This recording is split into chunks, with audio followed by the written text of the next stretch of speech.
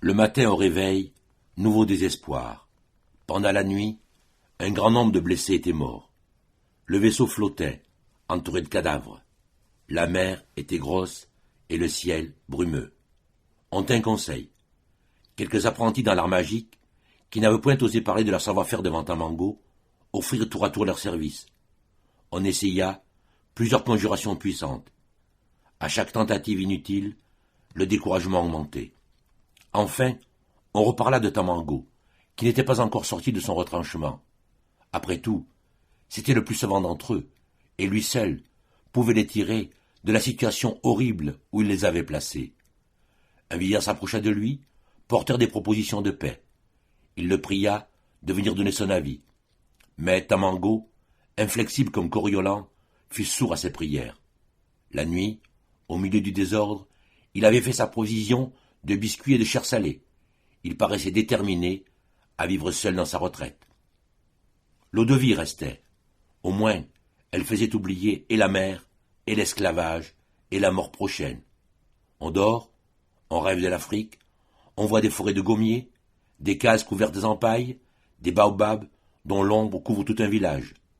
L'orgie de la veille recommença. De la sorte se passèrent plusieurs jours. Crier, pleurer, s'arracher les cheveux, puis s'enivrer et dormir, telle était leur vie.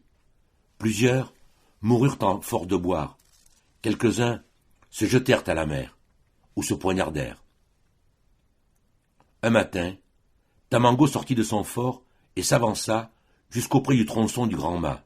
« Esclave, dit-il, l'esprit m'est apparu en songe, et m'a révélé les moyens de vous tirer d'ici pour vous ramener dans votre pays.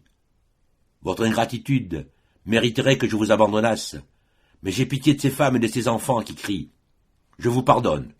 Écoutez-moi. » Tous les Noirs baissèrent la tête avec respect et se serrèrent autour de lui. Les Blancs, poursuivit Tamango, connaissent seuls les paroles puissantes qui font remuer ces grandes maisons de bois.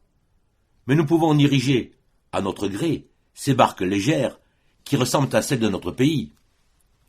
Il montrait la chaloupe et les autres embarcations du brick.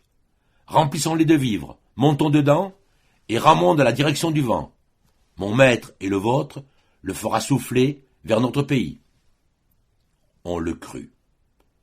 Jamais projet ne fut plus insensé.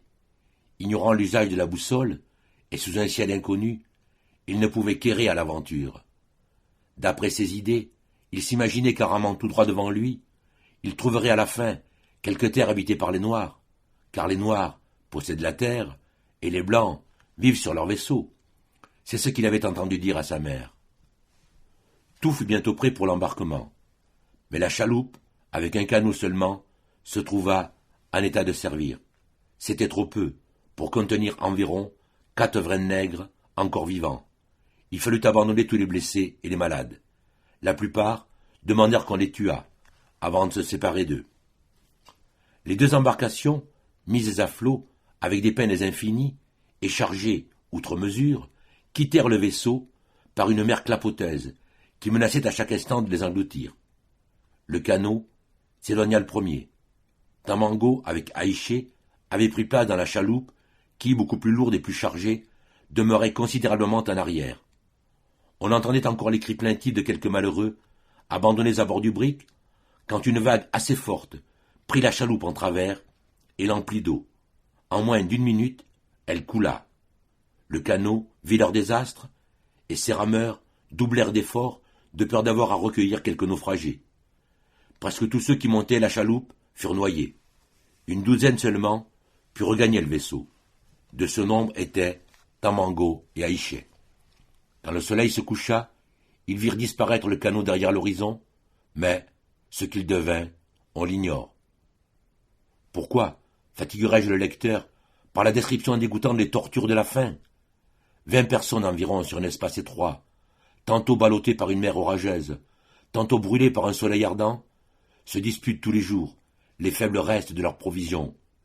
Chaque morceau de biscuit coûte un combat, et le faible meurt, non parce que le fort le tue, mais parce qu'il le laisse mourir. Au bout de quelques jours, il ne resta plus de vivants, à bord du brick, l'Espérance, que Tamango et Aïché.